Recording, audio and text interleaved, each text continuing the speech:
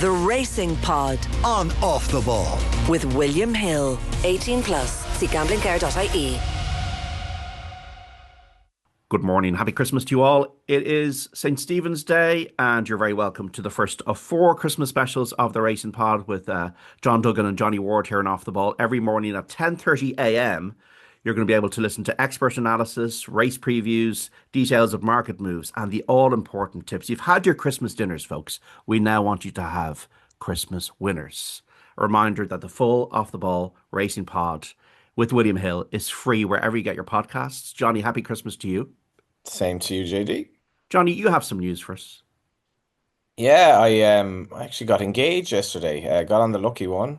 Came in 18 to 1. Yeah, so I was planning to do it over the Christmas, and then on Christmas Eve I was trying to last minute Christmas card, and there were no Christmas cards in the shop, so I bought a card that said "You're hitched" with kind of a car and a hitch in the front of it, hoping that Zoe would say yes. And we walked through the town of Athy yesterday, just by the River Barrow, and there was no one there, and it was a good opportunity to to finally do it after all these years. So Congratulations, Johnny. I could do with a winner, basically. Congratulations. Well, you already have a winner with Zoe, Johnny, and Lovely.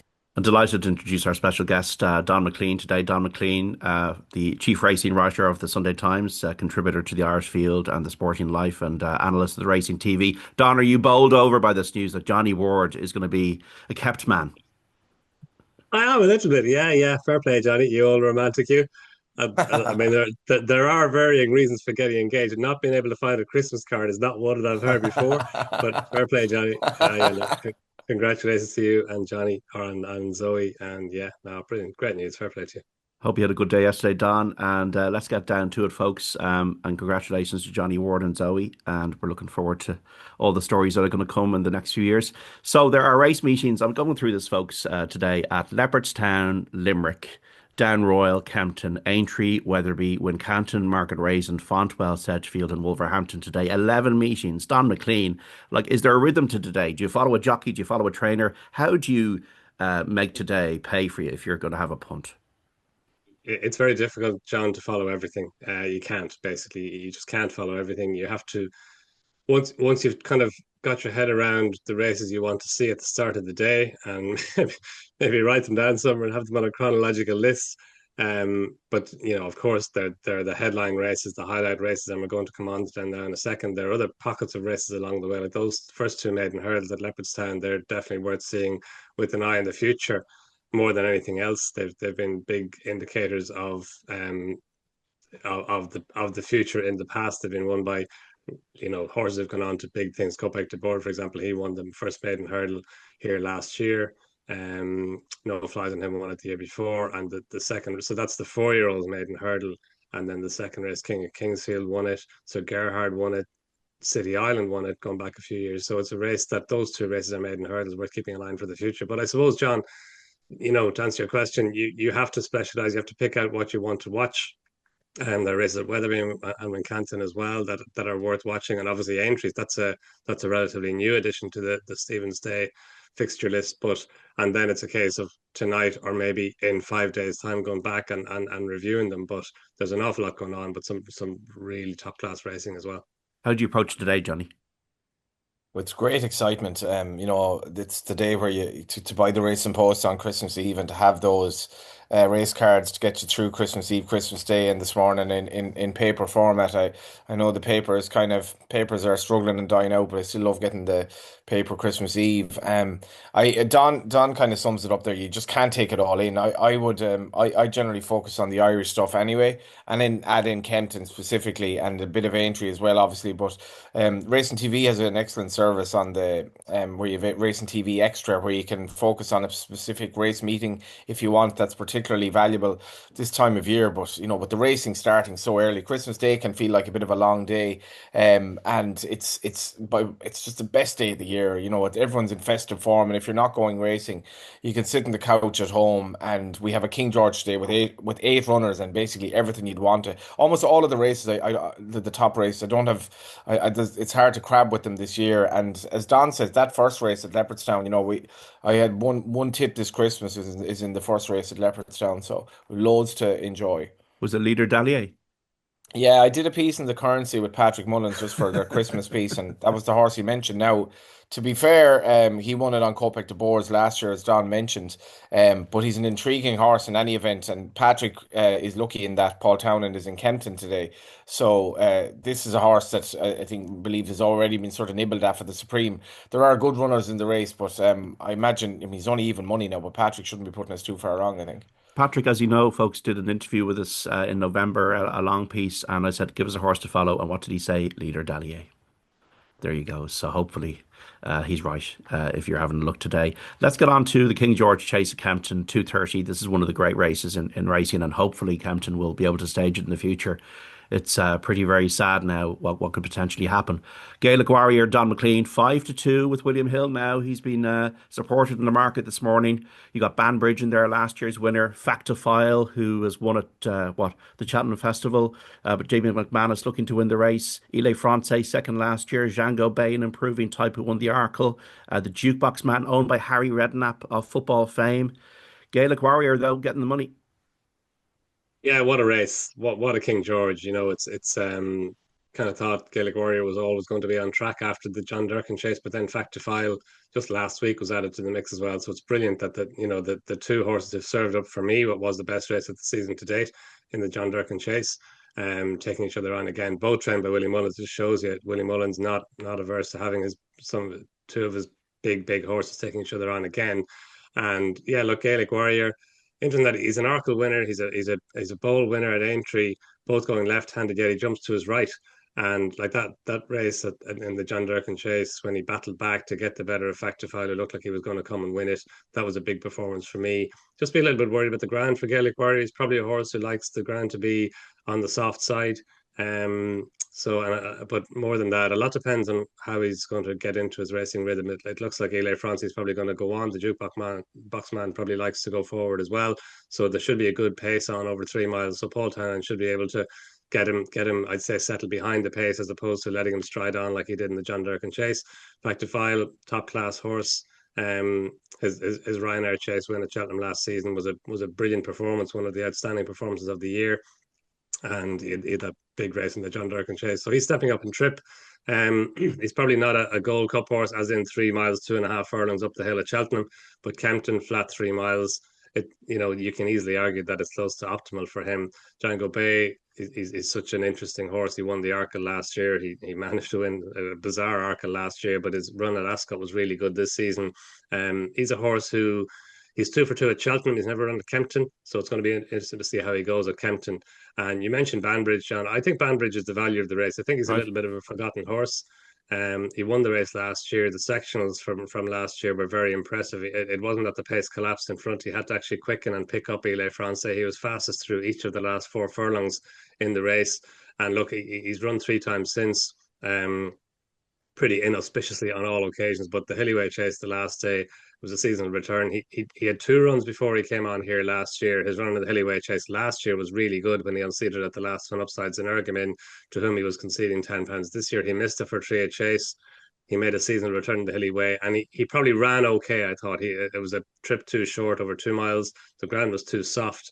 But he wasn't far off them at the second last before he faded. You can allow him that. He should come forward from that.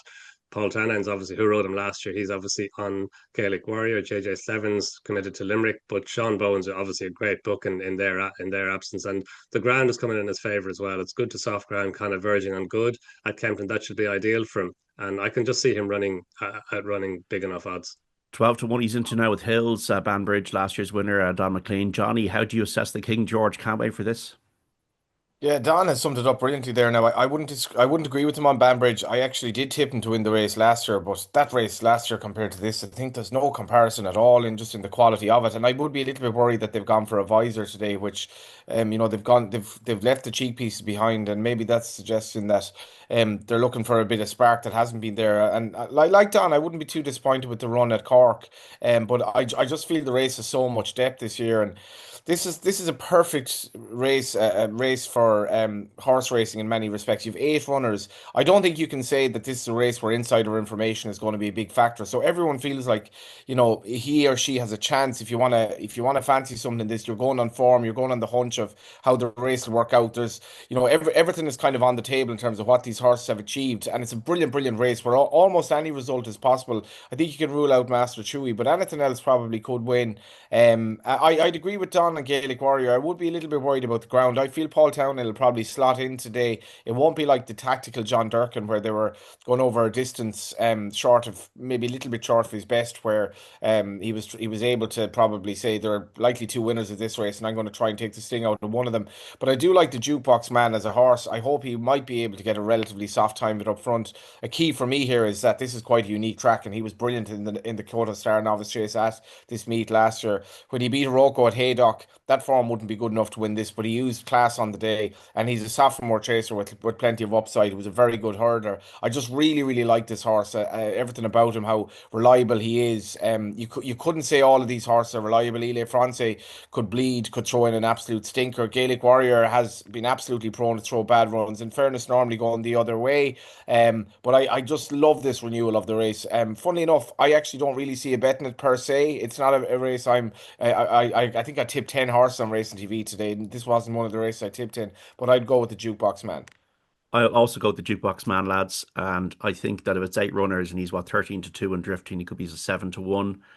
Sometimes horses need to find a lot on maybe ratings and pounds, but when you look at a horse visually, and I just was so impressed with the way this horse jumped for fun over the course and distance last year. I think it'll be a great story, emotional story of Harry Redknapp by the King George winner. And he's only 7. He was second in a Grade 1 at Cheltenham, nearly won the Albert Bartlett a few years ago. Not a lot of miles on the clock.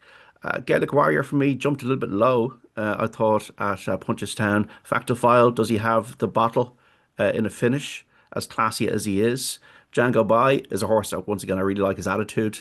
And it did seem that he wasn't stopping last time at Ascot. So I think if you're looking at the prices, I think Don has got a very good point there about Banbridge. If you're looking at a value bet, and I think if you're looking to get if you think the Jukebox Man can finish in the first 3, he's an each way bet to nothing for me, I think, is the kind of the view on the King George. We have the Call of Star Novices Chase. I mean, the Christmas Hurdle, Sergino was odds on, so I don't know if we should even talk about that much, but lads, but the Call of Star Novices Chase has always been competitive. Don, you have Kitzbühel in here for Willie Mullins and Paul Tennant, who's favourite. This is at 120 at Kempton. Just bringing up the odds here for the Call of Star Novices Chase over the same course and distance as the King George. And 13-8 with William Hill, Kitzbühel for Paul Tennant, Willie Mullins. Do you think he wins, Don? Yeah, you can see why he's favourite, John, for sure. Like the race that he won at Punchestown the last day, he beat Cade Doty, and the Enabler was back in third, Gordon Elliott's horse, and he was really impressive winning at Ferryhouse, then won a rated novices chase at Ferryhouse next time. Interesting that Kitzbühel was entered in the Faugheen chase as well at Limerick, but they're going over here with him. And look, you can see why he's high in the market, but it's a good race. This is the race that the Jukebox Man won last year, as you were saying.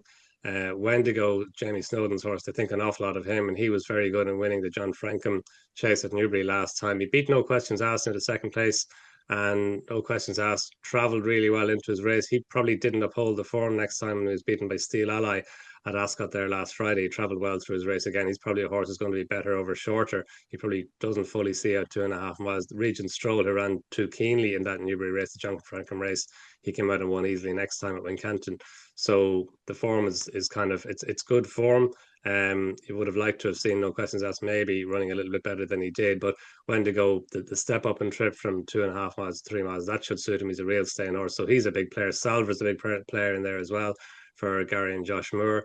And for me, I thought Crest of Fortune was interesting. I thought he was put in at a bigger price than he should have been put in. That he finished fourth behind Wendigo in the John Franklin chase over 2.5 miles. He finished third in the Sefton Hurdle at Aintree last season, the Grade 1 race at the Grand National meeting over 3 miles. So that was a really good run over a longer trip. The 2.5 mile trip should have been way too sharp for him at Newbury the last day. He'll definitely improve for stepping back up and trip. And he may not be good enough to win it, John. He may not have that class, but I think he can outrun his odds now stepping back up and trip to 3 miles.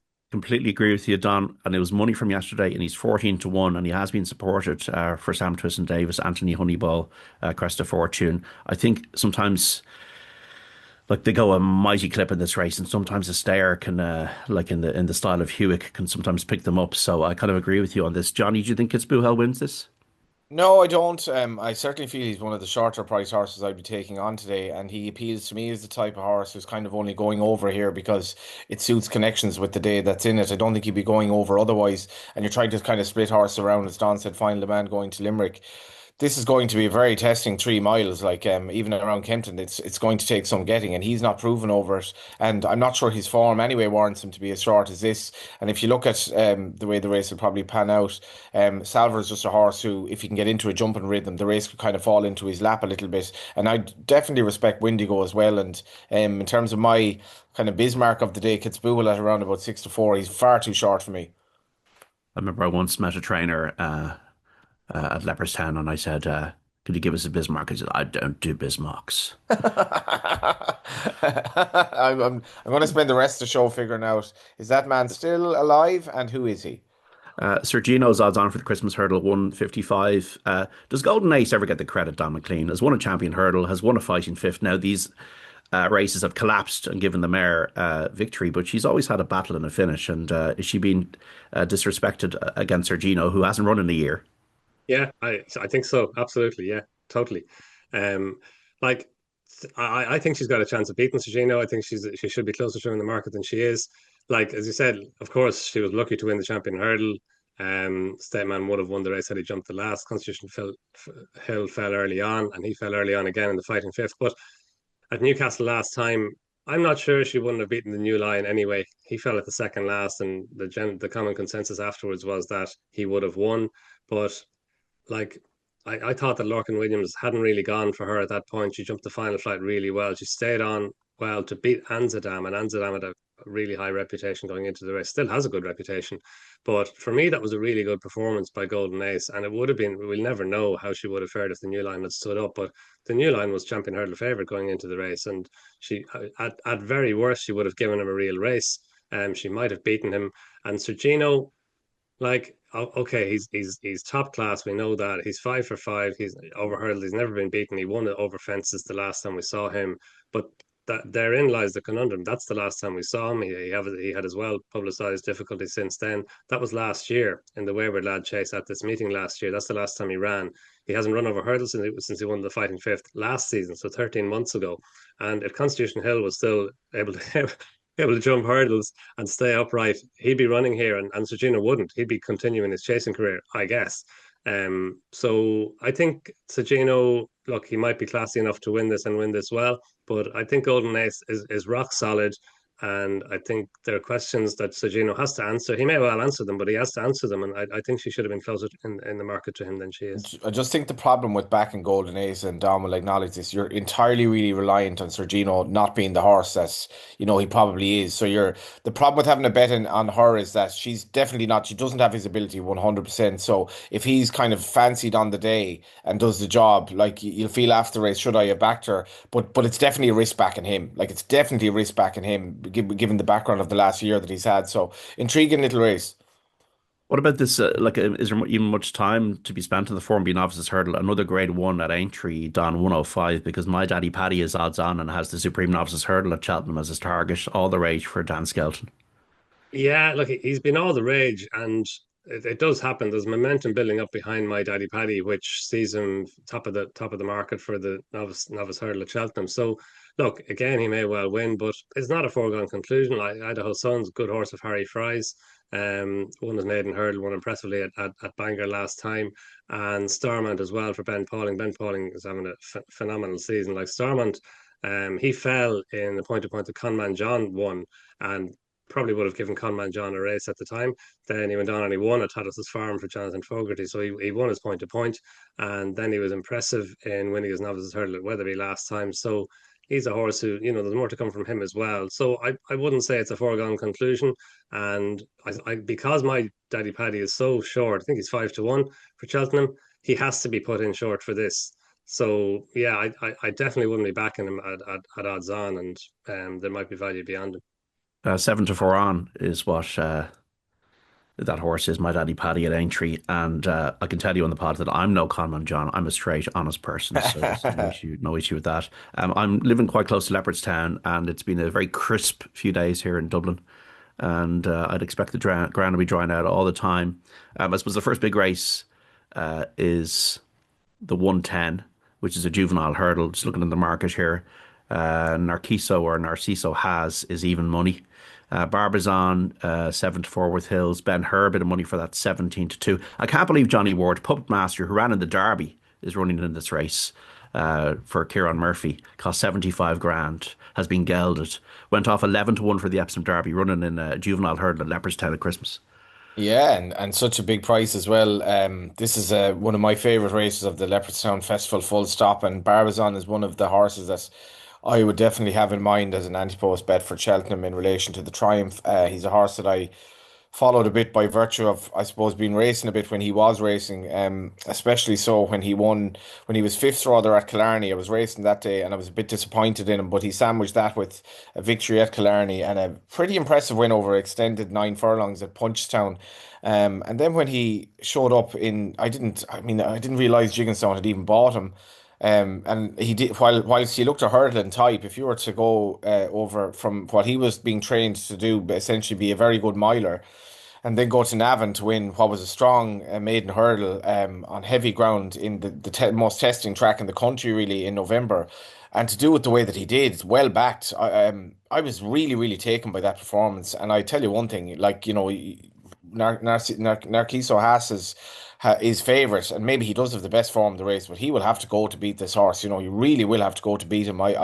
Barbizon, I tipped Ben Hur actually subsequently on the basis of I thought he excelled himself against Barbizon, and he managed to get the job done at Fairyhouse. He's a good horse as well. He travels really well, and he loved the pacey nature. As you mentioned, it's the most beautiful wintry weather, but it's not going to be ground that's getting any worse or anything like that. And the chase track, particularly, they've had to water it. Barbizon is pacey, and if he settles, he'll have a turn of foot.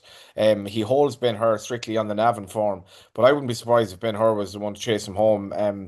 Narciso Haas has a reputation, it seems, and he ran a good race at Fairyhouse. But I think Barbizon, for me, I'd probably make Barbizon favourite myself. In the Sporting Life column, William Mullins is very positive on Narciso has, so we'll see what happens regarding that. Barbizon to me has done nothing wrong. 101 of the flash, Don, grand versatile, will come forward. I think Johnny's right. Do you agree? Yeah, I agree with pretty much all what Johnny said. Like this horse, he didn't make his racecourse debut until June, until Irish Derby weekend at the Curragh. And John Murphy did a great job with him. As you said, reached his rating of 101. He was good in winning at Punchestown on his last run on the flat over a mile and 1.5 furlongs. And yeah, like he was very good in winning his maiden hurdle that day. He got out in front from early, and they kind of came to him. But Danny Gilligan rode him that day. When he gave him a squeeze, he came right away from his rivals. He won by 4.5 lengths or 4.25 lengths, but he left the impression he had a good bit more in hand than that. It was a really taking, as Johnny said, really taking hurdling debut, and he beat Ben Hur and Wackerson in the second place. Wackerson, actually, there wasn't much between him and Wackerson, a stable companion, both trained by Gordon Elliott in the market before. And in the end, he was just sent off as favourite. But Wackerson then came out and he finished second behind Ben Hur in that race at Ferry, as Johnny mentioned. So the form is rock solid. He did it really well. As you said, John, that was his first run over hurdles, so he should come forward from that. And yeah, he's a really interesting horse. The fact that he's joined now Jigginstown and Gordon Elliott from John Murphy to embark on his hurdling campaign, that's obviously significant. Look, Narciso, he's a horse that you have to like, the Willie Mullins horse, JP McManus horse. He ran really well on his first run for Willie Mullins, first run in Ireland in the Grade 3 Juveniles hurdle on Hatton's Grace Hurdle weekend, when he and Monge 2 had it between them from a long way out. Monge 2, she'd been way too keen at Down Royal when she won back at the end of October at the big Down Royal meeting. And she settled way better in behind for Jack Kennedy the last day, and she quickened up well. So it was she's a really, like, she was entered in this race. Obviously, they decided to go with Barbizon instead, but she's an interesting juvenile hurdler, obviously, for the season ahead. And time may tell that to run her as close as he did was a good performance by Narciso Ha, and you have to put Ben Hur in there as well. But no, I kind of agree with Johnny. I thought Barbizon should have been shorter than he is. In 220 at Leopardstown, we have the Racing Post Novice Chase, over 2 miles and a furlong. This is a grade 2 with 9 runners in it. Look, sometimes what horses do over hurdles is a bonus when they go over fences. And I think Romeo Coolio is one of the most impressive horses I've seen this year. He thought he was electric over fences in the Drinmore, especially the last time at Fairyhouse. I think he wins this. He's odds on. He's no value as a betting proposition, but Romeo Coolio is an exciting horse to watch. I think he'll make lengths at his fences today in this race, and I think he'll be able to overturn his hurdles defeat by Salvatore Mundi. How do you look at it, Johnny? Yeah, I'd agree, JD. Novice chasing is just one of those reasons we love racing, to see how these horses can embark on something that's quite different to hurdling, and to see if they can justify all the money that they cost, and to see if there could be something, the touch of a final demand or something very exciting about them.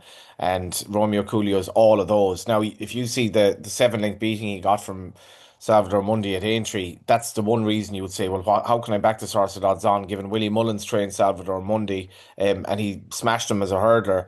And there's kind of a case to be made for that. But like Salvador Mundi, for me, I was disappointed in him at Thurles. He's not the most straightforward horse in the world. And in any event, this is just, it's in some respects it's like Gaelic football and hurling. It's a different game, like hurling and chasing. It's a different game, and this horse is a machine over fences. Like everything he does, he's an absolute natural.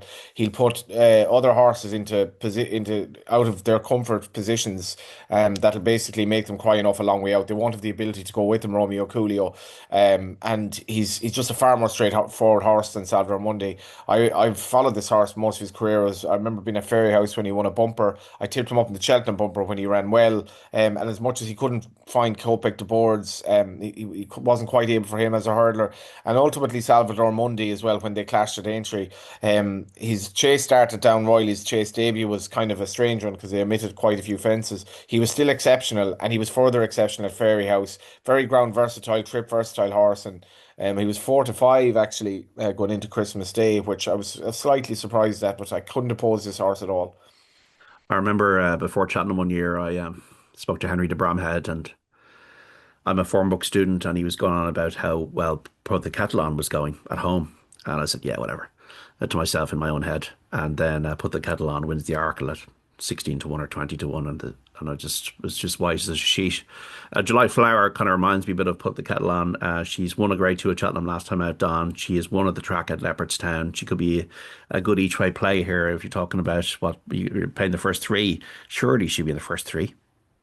You would think, yeah. She actually, that race she won at Cheltenham last month, that was the same race that Put the Kettle On. She won that as well before she she went on and won the Arkle trial at Cheltenham. And yeah, July Flower, like last year as a hurdler, she was kind of a 2.5 mile hurdler. She won the grade 3 mares hurdle over 2.5 miles at the Leopardstown Christmas meeting last year. And yeah, like as Johnny said, different disciplines over fences. She seems to be faster. She won over 2 miles 3 at Limerick on her chasing bell. She was impressive that day. And then at Cheltenham the last day, you would have kind of understood if that 2 mile trip at Cheltenham would have been on the sharp side for her, but it wasn't her. And kind of, they say that a little bit. Horses, when they go over fences, if they're jumping as fast and efficient, they can be more effective over a shorter trip than they are over hurdles where they need a longer trip. And July Flower possibly is one of those horses. She's unbeaten over fences. She's 2 for 2 now, and she's got a little bit to find on ratings, on their hurdles ratings with Romeo Coolio and with Salvatore Mundi as well. But she does get the £7 mares allowance, so that's a help. So yeah, I can see her running really well. But Romeo Coolio, yeah, like he was a very good hurdler last year. He was one of the best novice hurdlers around. But as a chaser, like when he made his debut at Down Royal, there was a low sun, so they omitted 4 of the fences. So we kind of didn't get a full view of what he could do, but he jumped the other. There were 9 fences left in. He jumped them well. But then last time at Fairyhouse, like I was against him. Not that I was against him. I was for Gold Dancer, Willie Mullins' horse. Like he is a very good horse. Got a rating in the 150s, and he had more chasing experience than Romeo Cooley, who'd only had the 1 run. So I was giving Gold Dancer a chance of beating him, but not a bit of it. His jumping was even better. He's going to be or probably is already a better chaser than hurdler. And yeah, look, he's just a really, really exciting horse. And for me, it's a horse and a race to watch and watch him and see how he goes. Do you think, John, he'll be a Gold Cup horse or a champion chaser? Yeah, you see, that's the thing. I think just back on the July Flower thing, I think Jack Kennedy said something like that after Fairyhouse, didn't he? That he could over fences. He was a faster horse, like definitely over hurdles. They were thinking going out and trip, but I think it looks like this year they're keeping him to the minimum trip, which makes sense. and then maybe next year, please God, go out and trip. And you can see that. Like Django Bay, for example, he's the Arkle winner and he's now a King George horse. So you can see maybe in the novice season keeping them to shorter trips and then extending them. I mean, we've seen that in lots of cases. Sizing John, Kick, and King War of Attrition. All horses who raced over 2 miles over fences in their first year and then went on and stepped up and tripped and were Gold Cup horses later on. But yeah, Romeo Coolio, he's kind of that type of horse, isn't he? You could definitely see him developing along those kind of lines. Do you have an interest in the bumper, Johnny, at Leopardstown? What, half three, the last race of the day? Money for the Morn Rambler, trained by Noel Meade, into 11 to 1 now. All the others are pretty, I suppose, not negative, but not being supported in the betting. The Hell Dam is the even money favourite for Patrick Mullins and Willie Mullins. Yeah, I remember that article about Michael O'Leary back in the day when I think Johnny Mullen might have written it back in the day in the Racing Post, but he started the article by saying, it's not uncommon for people at a race meeting to get up and depart and get into the car before the bumper. It is a little bit uncommon when you actually have a horse running in the race, as is often the case with Michael O'Leary, and that he didn't take bumpers very seriously. I'm slightly like that. I like bumpers, but I rarely bet on them, and this won't be an exception in that regard. I think City of Blind Lights. I'd massively respect Martin Brastel, and he's an interesting pedigree, that horse. And obviously Heldam as well. Dr. Dino's going to have a huge say in some of the big races this festival, this Christmas festival. But it's not a race I'd be having a bet in, to be honest. Do you have a view on this, Don? Interest in the money coming for the Noel Meade horse? And look, I mean, anything from the Willie Mullins yard has to be respected, and you'd have to think that some of these horses be seen at the spring festivals. Yeah, look, there's not a whole lot of form to go on, John. It's definitely a race worth watching and keeping an eye with the view to the future. But with the pedigrees involved and the favourite Haldane, like he's a point to point winner. He beat a horse who's gone on and enhanced that form since in Lord Rouge. But no, it's a race for watching for me. What about Limerick then, guys? Because there's racing at Down Royal and Limerick as well today, and definitely there's always a good hunter's chase at Down Royal, and Gordon Elliott often sends out some winners there. Gavin Cromwell has got some horses running at Down Royal today. Limerick, there's a heavy ground race, if the ground is slow like that down in Limerick. The Defender Novice Hurdle, that is at 1:33, 2 miles, 7 furlongs, just under 3 miles, a grade two. I always find, folks, this is a race where you really need to get every yard. It can be a bit of a war of attrition. I was looking at the horses that have point-to-point history. So Kazansky won a Cork Maiden Hurdle over the minimum distance, but was also point-to-point winner for Sam Curling, now with Gordon Elliott. And the one I really liked was the Big Club Man, a nice prospect from the PTP ranks, who is in the same colours of Daily Present for Paul Nolan, second in the Grade 3 Monksfield Novice Hurdle at Navan.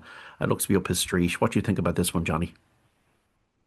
Yeah, this is a cracking race, actually. It has plenty going for it. You could spend plenty of time on it. And I did when I was trying to pick a winner in it for Racing TV for today. And to be honest, then I just left it because I kind of felt County Final was my idea of the winner. This horse is, everything about him would imply that this sort of meeting would be his target. Trained by Eric McNamara and owned by JP McManus. And I'm very much a believer in trying to figure out, especially with this sort of owner, where The name, Johnny. exactly, County Final, and like where might he be sort of laid out for a Christmas? And County Final, like JP often has kind of Gaelic games themes to his horses, and he's been so heavily involved in Limerick. I was at a wedding over the weekend where a former Limerick hurler was telling me how he got married in Adair Manor, and they're all sort of intertwined under the McManus banner in Limerick. And County Final could be a very good horse. I think he beat It's a Working Man I Am at Navan when he was evens. The one thing about that, Callum Hogan rode in that. He's a very promising rider. He did jump a little bit out to his right, but what was impressive there was the way he stayed over 2-3 at Navan, which basically implies that he's going to be a good horse going forward. I was there that day, and he was impressive. And the third horse totally boosted the form since. And even though he was beaten by Coquito Bello since, Coquito Bello then won easily actually in what looked a good handicap subsequently. And County Final probably does want a trip. So he's my idea of the winner. But as you say, JD, the likes of the Big Club and Santos Espoir and yes, Shill in the race, it's just tricky because as you say about stamina, this is going to be a bit of a slog. I think it'll suit County Final, but he doesn't quite have it in the book. So he's my idea of the winner, but I wouldn't be having a bet in the race. On Christmas Eve, I was in Cobber Station in Newark, and obviously remember a very good horse called Cobber Station. I think Ted Walsh trained it. He did. Don McClean, what's your assessment of this? I mean, Yes Hill is in top connections to Double Green. Santos Osper is Rob Course, so a lot of big money behind some of these horses. Yeah, so it was good when he was maiden hurdle at Punchestown last time. He finished second in the Land Rover bumper or the Defender bumper at Punchestown Festival last year, so in 2024. So he's a likely raced horse as well. He's only had those 2 runs over hurdles. He ran in the maiden hurdle, the Copac de Board won at this meeting last year, and he's only run once since. That was in the maiden hurdle at Punchestown. So he's a really unexposed horse. Kazansky, you mentioned John, he was unseated at the final flight in that Down Royal race by his stable companion, the Flying King. Remember, the 2 Gordon Elliott horses were clear, and one fell and brought down the other. The Flying King, he's come out and he's won since, and the Flying King himself finished second behind odds sort that in the Auction hurdle. So that's good looking form, and he's interesting as well for Gordon Elliott and Danny Gilligan. County final, agree with a lot of what Johnny said. Like, he's just such an interesting horse. Lots more to come from him. He's a half brother to Champ Kylie as well. So really nicely bred horse. And that horse Johnny mentioned, Coquito Bello, Philip Rothwell's, who beat him the last day. He won the handicap next time off a £10 higher mark. He's now £22 higher than he was then. So it shows you the kind of, and he was beating a length and a half by him. So it shows you, and maybe Coquito Bello has improved since then, but it was a good run, probably a better run than it looked at the time when county final finished second to him. But of them all, I'm with you, John. I like the big club man. Paul Nolan's having a really good season. This fella, he started off over 2 miles at Wexford at the end of October, and I was there. That was a weekend in which Paul Nolan had a really good weekend, and I think he himself was absent on the first day. He was himself at a county final in which his son was playing. But then the big clubman, he looked that day as if he'd appreciate a step up and trip, and he stepped up to 2.5 miles the last day at Navan. On heavy ground in the Monksfield Hurdle, he finished second behind Calypso Chance. Calypso Chance, the horse, was sent off as favourite for the champion bumper last year, so that was a really good run. And interestingly, even though he'd won over 2 miles or an extended 2 miles, halfway through that race, it looked like he was going nowhere. Sean O'Keefe was riding him along down the back straight. It looked like he was going to finish fifth or sixth. And the more the race went on, the stronger he got. And actually going between the final 2 flights, it looked like he might go and win it. Now, Calypso Chance, he's a strong stayer as well. He found lots on the far side and beat him by just over a length. But there was a lot to like about the way the clubman stayed on up the hill. And watching that race, you'd think a stronger test of stamina would suit him. Well, he's going to get that, as you're saying, today over 2 miles 7 on heavy or soft to heavy ground at Limerick. But yeah, I can see him going well. I can see him staying on well. Johnny, have you noticed anything else at Limerick or Down Royal today or Leopardstown that was worth us knowing about? Very much so, yeah. Gary Bannon, who's assistant trainer and the big man in the operation of Bill Durkin's stable.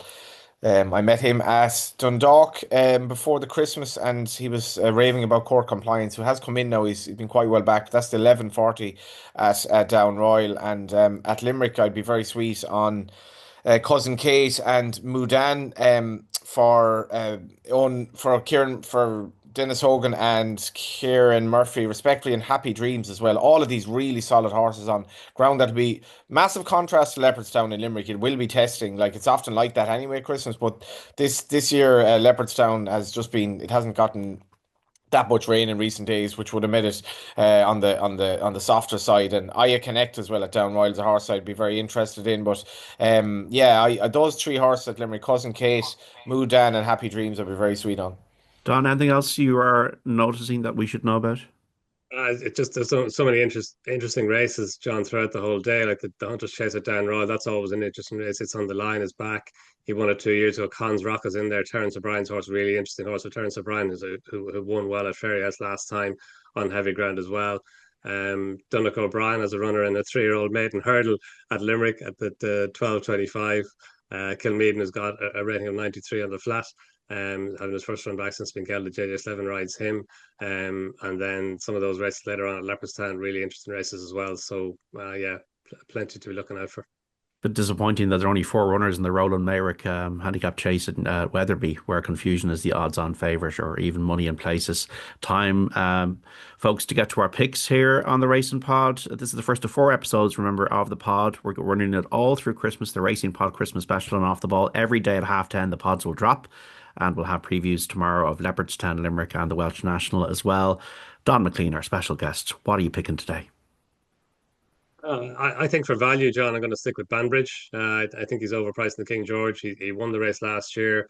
all the reasons we outlined earlier on. It's a race that does foster repeat winners. It's a race that, when you're proven at Kempton, especially under King George conditions, then it's a big asset to take back to the King George. I think there've been 5 dual winners since 2000. So I just think he's been a little bit overlooked in the market, and I think his value at the price.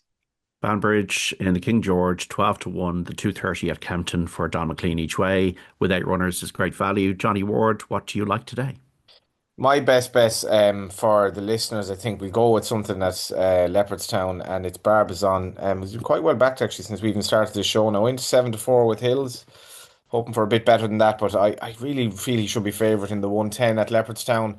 And yeah, as I say, I have a scatter of fancies at Limerick as well. But Barbizon is probably the one, the one I'd most concentrate on. Just to note, JD, like, it's very important. A lot of people will be, a little bit worse for wear after yesterday. They might have, Yes. it's very important not to get ahead of yourself today, because it can ruin the Christmas if you've a bad day punting today and you just start chasing loss and all that. Don't do any of that. Enjoy the day. If you lose a few quid, that's fine. Don't do anything silly. Please gamble responsibly, folks. Obviously, it goes without saying. We want to have your shirt on by the time we get to the 29th. All we're trying to do is guide you to the winners. Like, I'm so cowardly that I'm just going to say that I think Leader Dallier will win the first at Leopardstown at even money. Keep it simple. Patrick Mullins told you. He told me, look, if a winner at even money is better than a 20-1 loser, Johnny.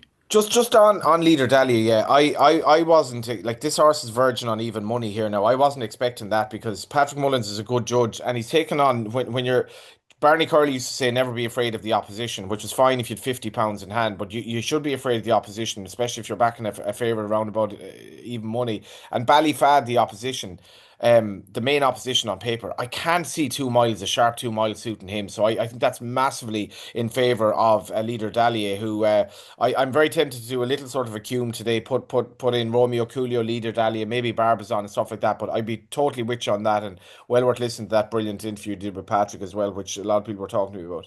A reminder, folks, the full Off the Ball Racing Pod is free wherever you get your pods. This is day 1 of our 4 days of Christmas specials on Off the Ball, and the podcast drops at 10:30 every morning. So tomorrow we're going to have Leopardstown, Limerick and the Welsh National preview. Donn McClean, you're going to be back with us later in the week. Thank you so much, Don, today.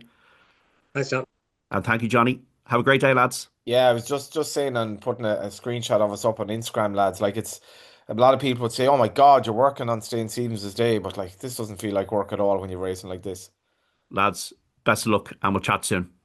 The Racing Pod on Off the Ball with William Hill. 18 plus. See gamblingcare.ie.